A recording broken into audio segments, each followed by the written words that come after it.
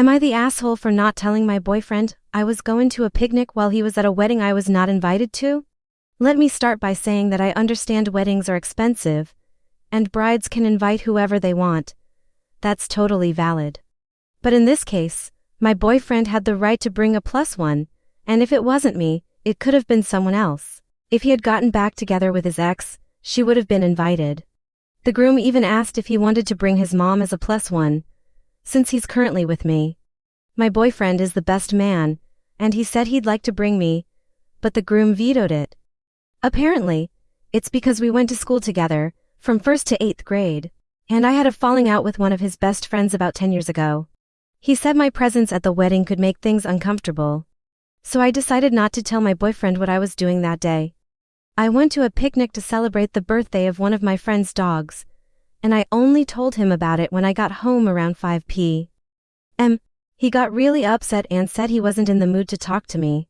He told me he was hurt that I didn't share my plans, because that's something you're supposed to do in a relationship.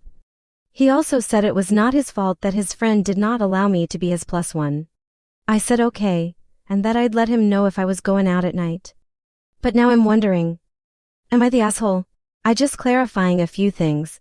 Back in middle school, the groom was part of a group of people who used to make fun of me if he was not the leader, he was at least involved.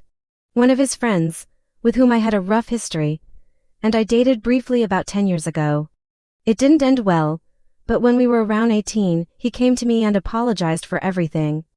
We haven't spoken since. He actually asked about me at the party and was surprised I wasn't there. Others asked about me too.